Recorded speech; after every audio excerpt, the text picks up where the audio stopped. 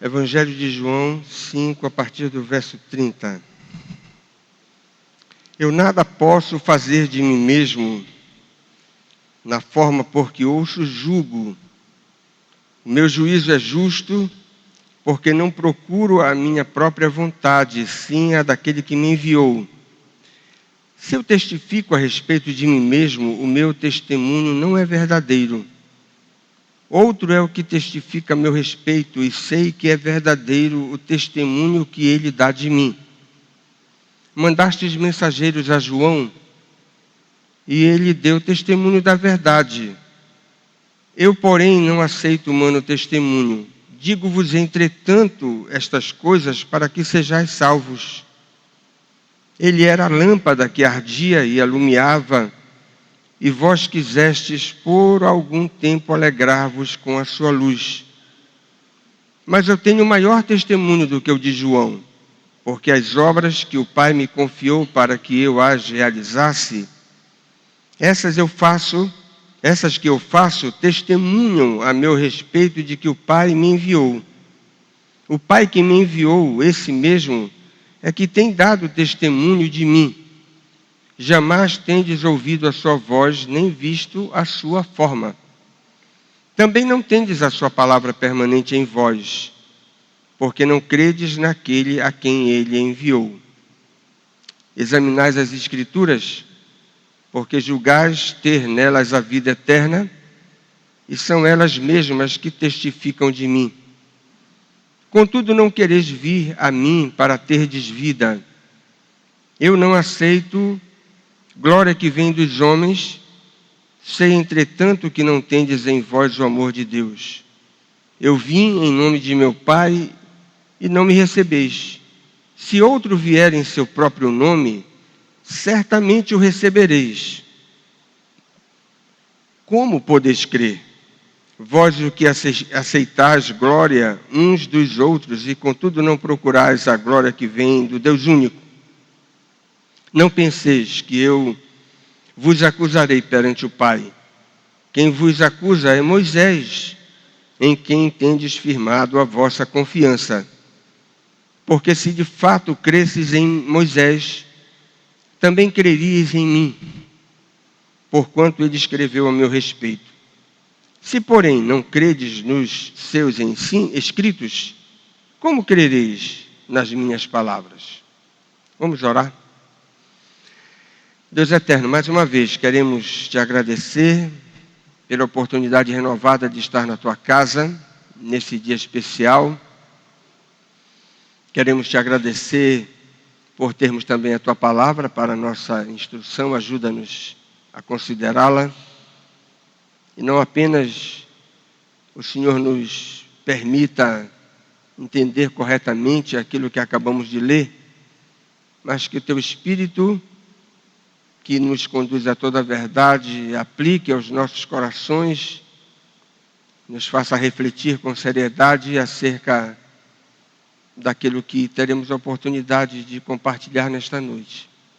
Abençoa, Senhor, os nossos jovens que estão naquele ajuntamento para comungar, ouvir da tua palavra, estreitar os laços entre aqueles que professam a mesma fé e tendo o privilégio especialíssimo de meditar no tema da santidade, sem a qual ninguém verá o Senhor.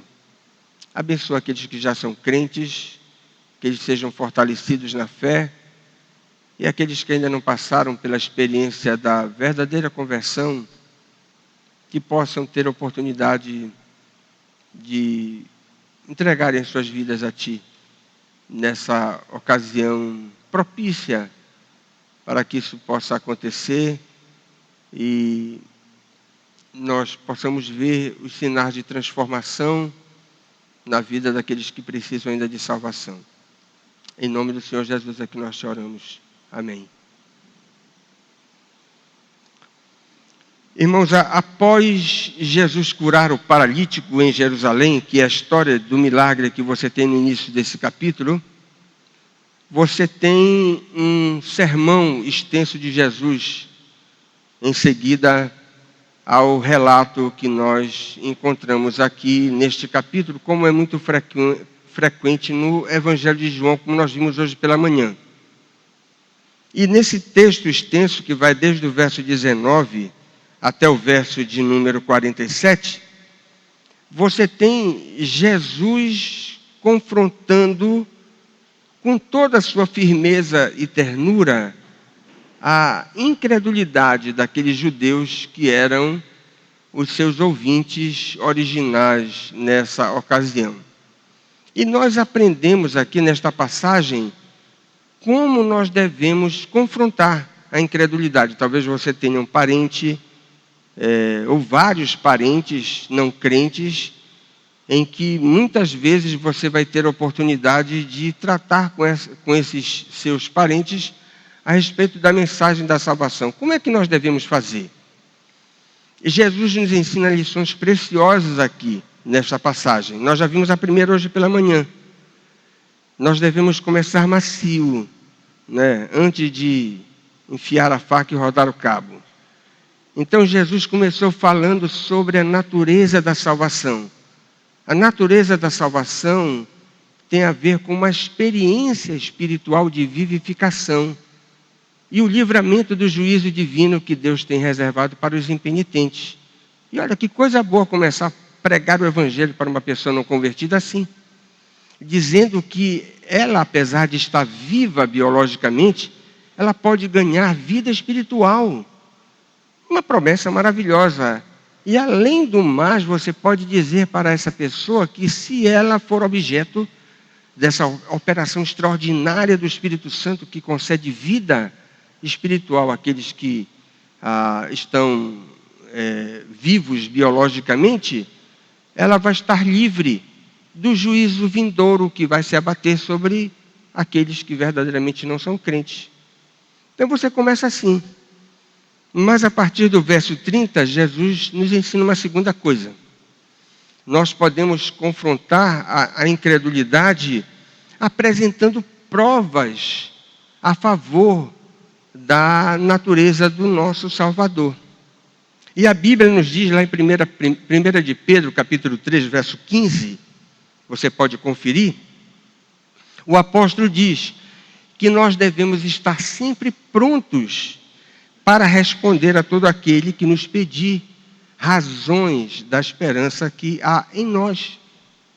Portanto, é uma obrigação cristã que nós temos diante dos incrédulos. Evangelizar significa estar preparado para apresentar com a maior competência possível as credenciais daquele que nós professamos ser o nosso único e suficiente Salvador. Nós precisamos fazer isso. E a gente sempre brinca lá em casa quando a gente ouve uma música dita evangélica duvidosa, né? As meninas caem na gargalhada. Eu digo, olha, essa música não presta. Não presta porque ela não tem um J de Jesus. Você já deve ter ouvido música assim, né? Então, o nosso testemunho tem que ser o mais competente possível para apresentar aquele que é o nosso Salvador com as suas melhores credenciais. Essa é a nossa obrigação como crente. E nestes versículos o próprio Jesus apresentou para algumas testemunhas, apontou para algumas testemunhas que confirmavam que ele era de fato o Messias prometido. E olha que coisa interessante. Os judeus eram mestres em exigir dos outros evidências para supostamente crer. Você tem isso em João 6, verso 30. Você tem lá em 1 Coríntios capítulo 1, verso 22. Os judeus pedem sabedoria, os gregos buscam sabedoria, os judeus pedem sinais. E você tem ao longo do Evangelho, muitas vezes os ouvintes originais de Jesus pedindo alguma prova para que eles pudessem colocar sobre a pessoa do Mestre, a sua confiança. Nós sabemos que as provas mais irrefutáveis, preste atenção nisso, não conseguirão remover a incredulidade de um coração impenitente. Você pode ser o mais brilhante possível em apresentar as provas mais contundentes e irrefutáveis a respeito do Evangelho. E a pessoa vai lhe responder, talvez até com a cara dura, dizendo: olha, eu nasci na crença e vou morrer na crença. Não quero saber da sua religião. Talvez você ouça essa resposta meio desaforada. Não é, portanto, a sua lógica ou as suas evidências que vão promover a salvação de ninguém. Na maioria dos casos, os judeus passaram todo o ministério terreno de Cristo exigindo a última evidência ou a evidência mais contundente para que eles pudessem colocar em Cristo a sua confiança. E sabe o que foi que aconteceu? Eles continuaram descrentes. Abra João capítulo 12, verso 37. Que na verdade é o resumo da ópera. O resumo de toda essa trabalheira que Jesus teve de apresentar para estes herdeiros da religião revelada, João 12, 37. Olha que texto interessante. 12, 37. E embora tivesse feito tantos sinais na sua presença, apresentado tantas evidências, eles continuaram não crendo em Cristo.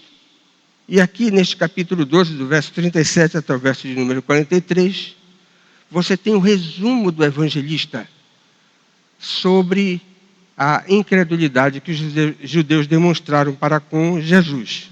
Bem, se nós temos o ensino bíblico que as evidências, que as provas, que os argumentos, que a lógica, essas coisas não vão convencer os incrédulos, então nós vamos nos eximir da responsabilidade de apresentar essas coisas para os descrentes. Aí é que está a questão. Nem Jesus Cristo se eximiu dessa responsabilidade. E olha que ele era onisciente. Mas, como Salvador, ele tinha que apresentar testemunhas de que ele verdadeiramente era o Messias. Mas talvez você esteja lidando com pessoas que são extremamente reticentes quanto à fé. A sua responsabilidade é apresentar as provas do Evangelho. Mesmo que você tenha indicações quase que precisas de que essas pessoas, para quem Deus está lhe enviando para pregar o Evangelho, não vão abraçar a fé. A sua responsabilidade precisa ser cumprida. É o que a Bíblia nos ensina. Se nem Jesus, que era o Salvador e onisciente com relação a essas questões, deixou de cumprir essa responsabilidade, nós não podemos usar essa justificativa para ficarmos com a boca fechada diante daqueles que nos parecem ou nos parecerem desinteressados em crer no Evangelho. E quais foram as provas que Jesus apresentou? Primeira, veja aí no verso 33 a 35. Ele apresentou o profeta João Batista. E é provável que João Batista já tivesse morrido. E ele foi um notável precursor e deu testemunho de que Cristo era de fato o Salvador prometido em várias ocasiões. E no Evangelho de João você tem no capítulo 1, do verso 19 até o verso 28, no capítulo 3, do verso 25 a 30. E o evangelista João, nos dá uma informação preciosíssima a respeito do profeta João Batista. Um dos testemunhos mais notáveis a respeito desse que foi o precursor do Messias, dizendo, olha, o Salvador está entre nós. O Messias prometido já está presente. E João Batista anunciou isso de diversas vezes, mas abra sua Bíblia em João capítulo 10, verso 41. Quando o evangelista diz, olha, o profeta João Batista não fez nenhum sinal, mas tudo quanto disse a respeito do Salvador era verdade. Esse é um dos testemunhos mais impressionantes a respeito de João Batista. Irmãos, o segundo testemunho a favor de que Cristo era o Messias são as suas obras poderosas. Veja o verso 36. E Jesus apontou para isso. Ele deveria ser reconhecido nas suas credenciais como Messias, porque as obras que ele realizava não apenas tinham a autenticação de Deus Pai, mas eram obras de uma natureza tão impressionante, numa variedade tão espetacular e numa amplitude que nós não somos capazes de dimensionar. Irmãos, nós podemos dizer que ao longo da história, os milagres realizados por Jesus Cristo durante o seu ministério terreno, isso não resta a menor dúvida, são provas desconcertantes para aqueles que sempre se colocaram como inimigos do cristianismo. Se os incrédulos pudessem anular as obras realizadas por Jesus durante o seu ministério terreno, especialmente a sua ressurreição, eles conseguiriam destruir o cristianismo. Irmãos, eu fico pensando nessa questão de milagres. Eu acho que eu sei um pouquinho sobre essa matéria. Você tem os milagres de Jesus classificados em 4 grandes grupos. Jesus mexeu com a natureza. Você tem os milagres chamados da natureza.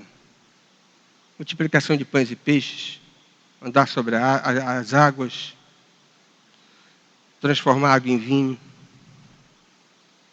Eu até costumo brincar dizendo o seguinte, olha, eu gostaria que esses milagreiros de hoje dessem um jeito nessa água imunda do Tietê.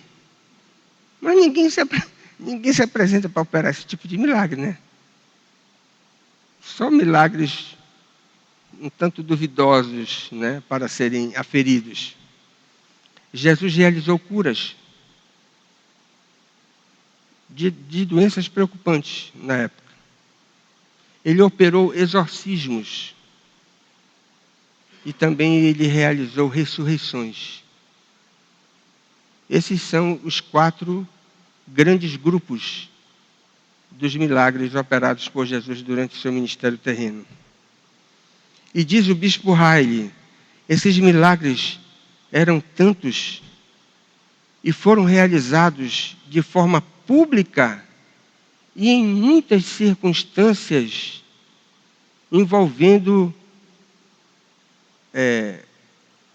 detalhes inexplicáveis que os inimigos do nosso Senhor podiam apenas dizer. Não podiam contestar as obras, como nós já vimos hoje pela manhã. Tem um poder estranho atrás desse mestre operando esses sinais extraordinários. Porque eles poderiam negar os sinais, né? Mas, irmãos, eram tantos e de uma natureza impressionante que os adversários da fé, como você tem no Evangelho de João, nós não temos razão. Disseram isso para Jesus, que coisa terrível. Nós não temos razão de dizer que tu és samaritano e que tu tens demônio. Já imaginaram dizer isso para Jesus? Pois eles disseram. Porque eles não poderiam contestar as obras realizadas pelo próprio Salvador. Terceira testemunha, veja o verso 37. A anuência de Deus Pai. E aqui você tem uma referência certamente ao batismo de Jesus, quando aqueles judeus que no capítulo 5 estão calados, é um monólogo que você tem aí, nesse grande sermão, eles foram testemunhas durante o batismo, em Lucas capítulo 3, verso 22, de uma voz vinda do céu, dizendo: este é o meu filho amado. E eles viram também, segundo João 1,32, o Espírito Santo descendo sobre Jesus Cristo na forma corpórea, como se fosse uma pomba. Um dos símbolos mais maravilhosos que nós temos da terceira pessoa da Trindade nas Escrituras. Tais ocorrências, eles não poderiam contestar. Eram incomuns e singulares.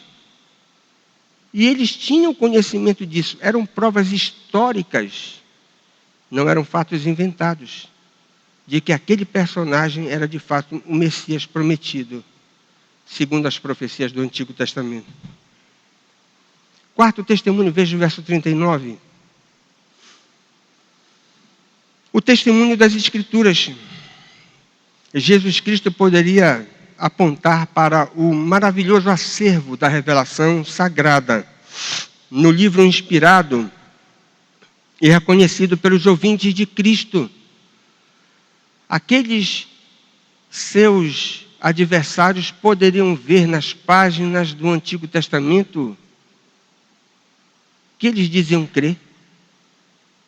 Todas as provas que aquele personagem que estava diante deles era, portanto, o Messias prometido. Os judeus dividiam o Antigo Testamento em 3 partes. Você vai ver lá em Lucas capítulo 24, o verso 44, essas 3 divisões do Antigo Testamento. A lei de Moisés, aí você tem no Pentateuco todas as provas a favor de que Jesus era o grande profeta, segundo Deuteronômio. Você tem os profetas apontando para Jesus Cristo. E se você quer identificar Jesus, pega o Photoshop no Antigo Testamento, ou seja, o retrato mais retocado do Salvador que aparece nos livros proféticos, que é Isaías 53. E você vai olhar para a foto e vai dizer: olha ele, é o Messias. E você tem também os escritos, os livros históricos e os livros poéticos que apontavam para Jesus Cristo. Bastava que os leitores ou os ouvintes de Jesus lembrassem do Salmo 23. Eles estavam diante do bom pastor. Mas, irmãos, eles diziam crer no Antigo Testamento, mas era uma crença vazia. Porque a crença que eles professavam não fazia com que eles identificassem Jesus como Messias prometido. Irmãos, à luz dos acontecimentos deste capítulo e das outras ocorrências que você vai ver o evangelista João registrando, a gente vai chegar a uma conclusão que a Bíblia nos autoriza a sustentar. A incredulidade, escreva isso nos seus anais de sabedoria. A incredulidade sempre anda à procura da última evidência, supostamente da prova definitiva. Sabe para quê? Para continuar descrendo. Eu vou repetir. A incredulidade sempre anda à procura da prova definitiva para continuar descrendo. A incredulidade sempre se mostra míope na leitura e interpretação das evidências espirituais que tão concretamente aparecem diante dos seus olhos.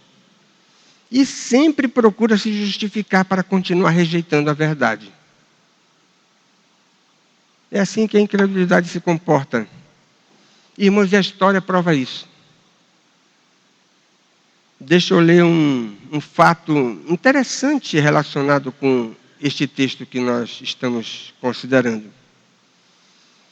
Os judeus do primeiro século, olhe lá, eles lidaram com mais de 64, presta atenção, 64 mesmo, 64, falsos cristos.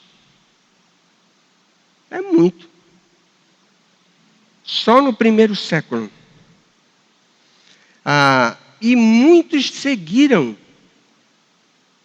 judeus seguiram esses falsos cristos sem que eles tivessem credenciais mínimas para serem reconhecidos assim.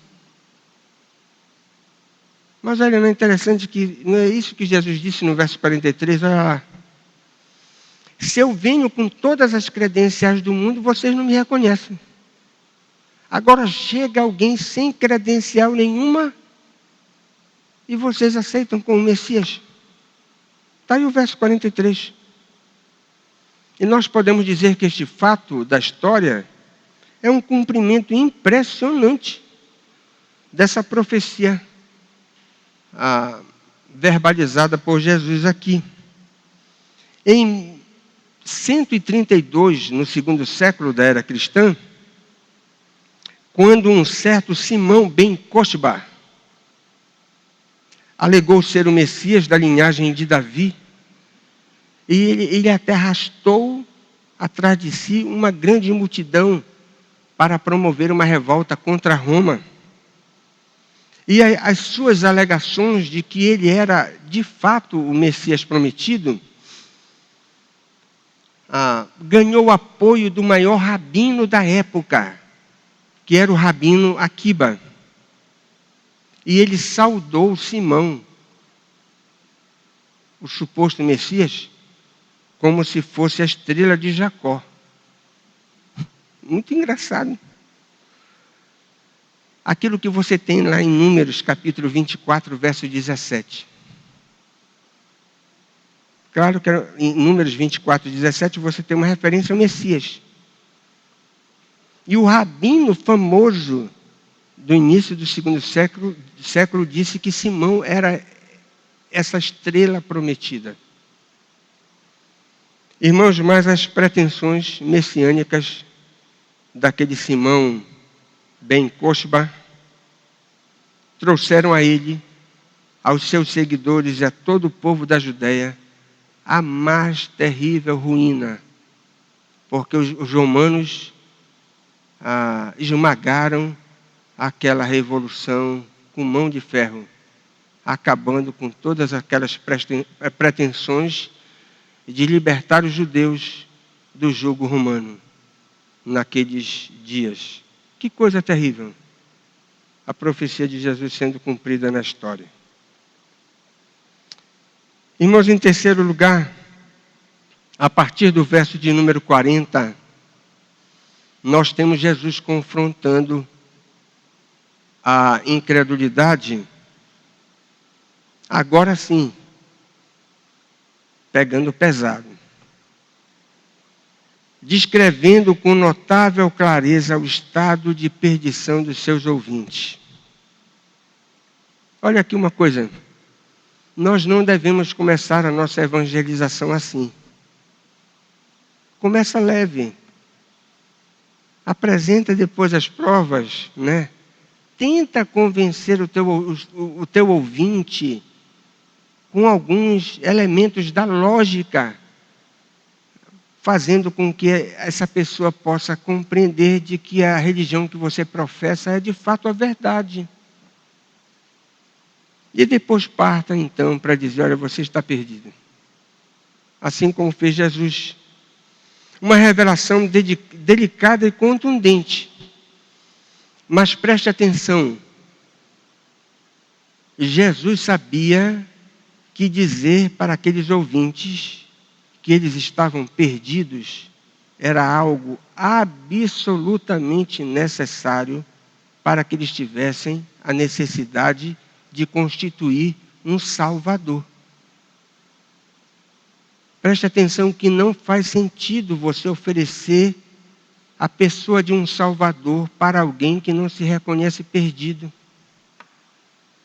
Como é que você vai oferecer um fiador para quem não está endividado? Um fiador potencial? Não serve para nada. Não tem nenhuma dívida. Por que eu preciso de um fiador? Nós só precisamos de um advogado quando nós estamos nas barras de um tribunal. Não é verdade?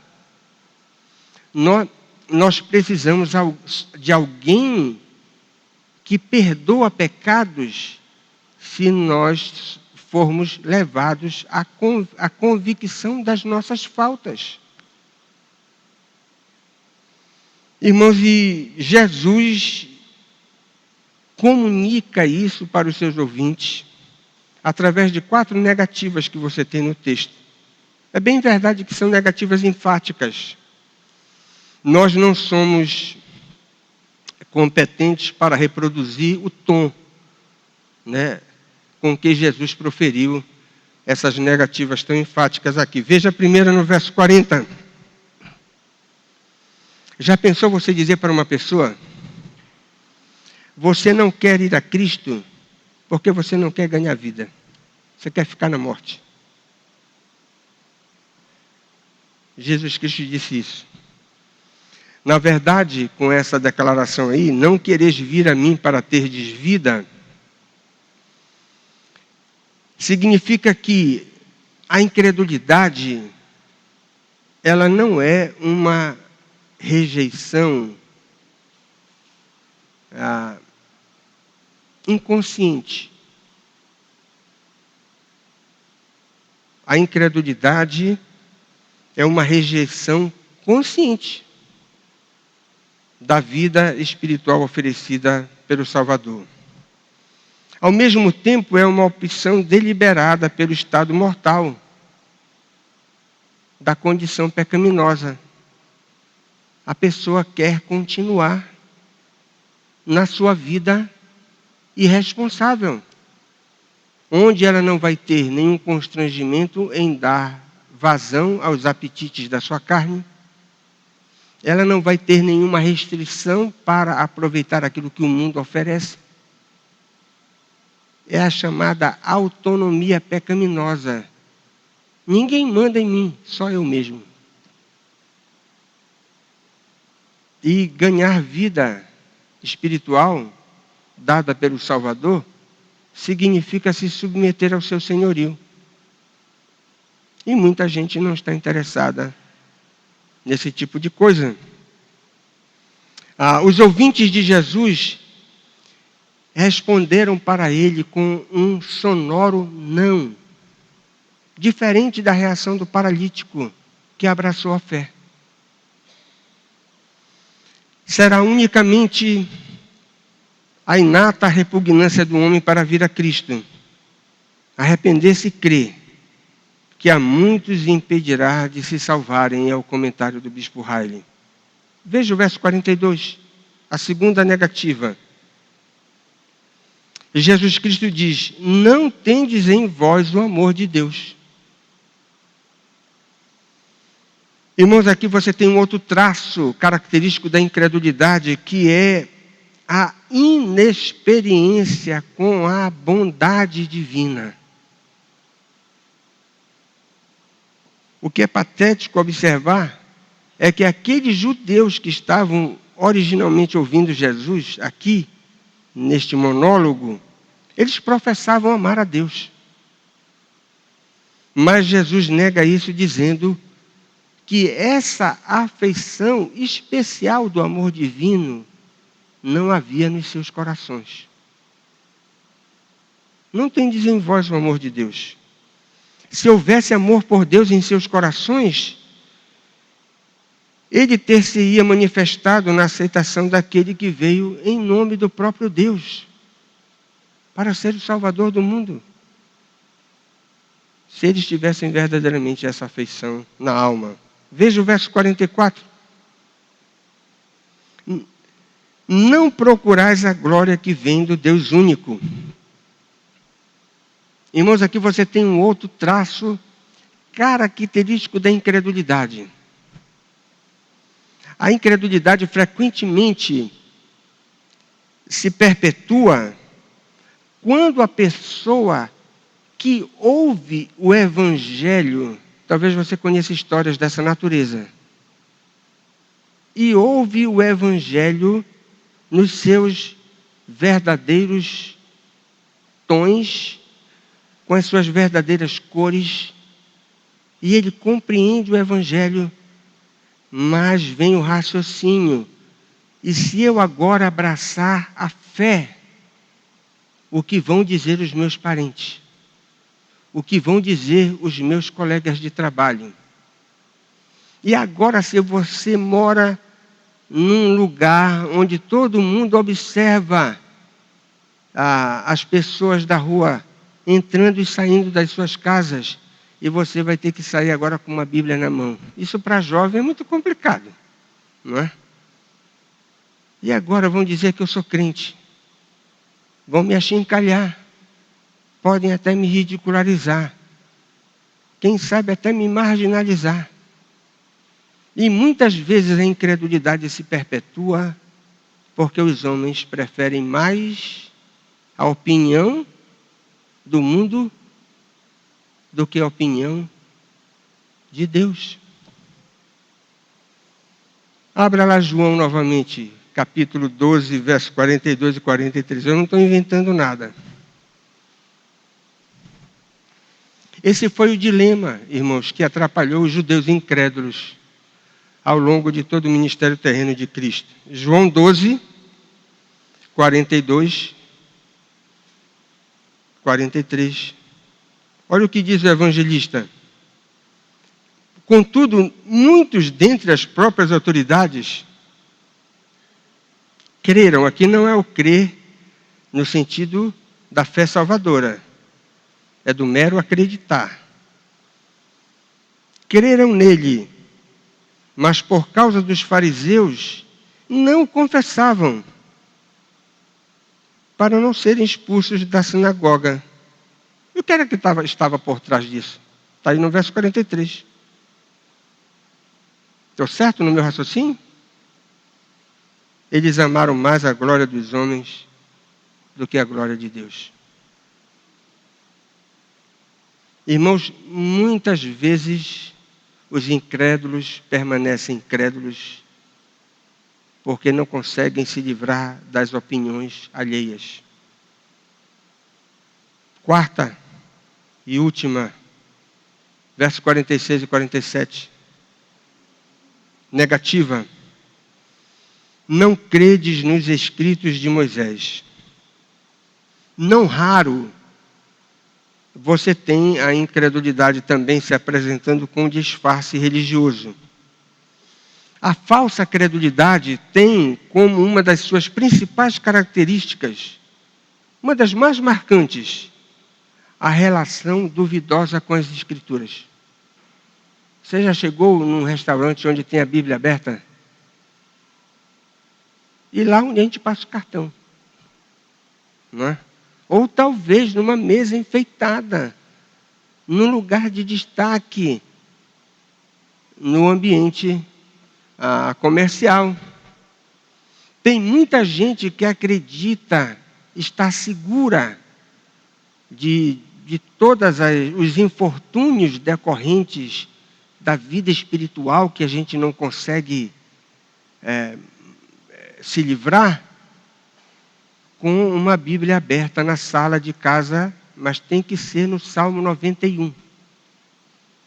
Já viu isso? Irmãos, Bíblia aberta, ainda que seja com aquele aparador dourado, no Salmo 91, não espanta nada, nem o mau espírito, nem o mau agouro, né? Não protege a casa de ninguém. Aqueles judeus que estavam ouvindo Jesus, eles tinham esse tipo de relacionamento duvidoso com as Escrituras. Professavam crer nos escritos de Moisés, mas na verdade não obedeciam aquilo que lhes era ordenado pelo livro inspirado. um disfarce.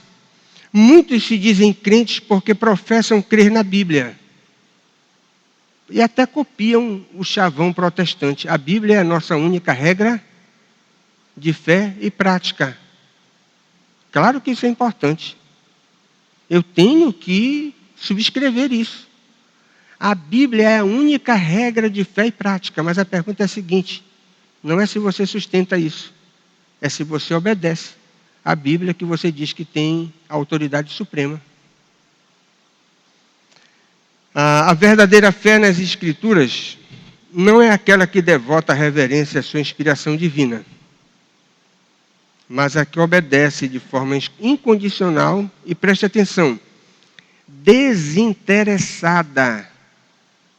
Fé na palavra de Deus, daquele tipo fisiológico do toma lá da cá, isso não é agradável aos olhos de Deus. Nós devemos acreditar nas Escrituras, nos consagrando a sua obediência de forma incondicional, sem estabelecer elementos que possam nos esquivar da verdadeira obediência de forma desinteressada. Na avaliação de Jesus, os incrédulos podem ser identificados da seguinte maneira, à luz desses testemunhos, dessas negativas que ele apresentou. Os incrédulos são pessoas que participam de uma sociedade onde a adesão é consciente. E qual é o objetivo dessa sociedade? O objetivo dessa sociedade é promover a iniquidade. Então, os incrédulos fazem parte de uma sociedade consciente com a iniquidade. É uma sociedade também caracterizada por uma afeição desmedida por algo ou por alguém, em detrimento da pessoa de Deus. Preste atenção que o cerne da idolatria é quando nós colocamos algo ou alguém no lugar primeiro que deve ser dedicado a Deus. E essa sociedade também, ela é caracterizada porque os homens que fazem parte dela prezam mais a opinião dos homens do que a opinião de Deus. E por último, frequentemente se mostram vestidos, os membros dessa sociedade, com uma capa rasgada. É a capa da mera religiosidade sem vida. Dizem acreditar nas Escrituras, mas não obedecem de forma incondicional e desinteressada na palavra de Deus. 2 perguntas para a nossa aplicação. Você costuma aproveitar as oportunidades para apresentar para os incrédulos as razões da sua fé?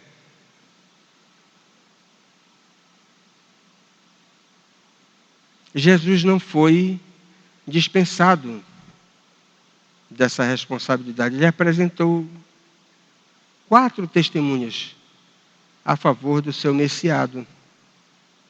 Nós devemos também apresentar as razões que fazem da nossa confiança no Salvador a fé que salva. Segunda pergunta. Quem aqui conhece alguém que é muito religioso, mas não tem as marcas essenciais da conversão? Levanta a mão. A pessoa até diz que tem a Bíblia como a sua única regra de fé e prática, mas não obedece à Bíblia. Então é uma profissão de fé vazia. Nós precisamos sair desse grupo e não fazer parte dessa estatística.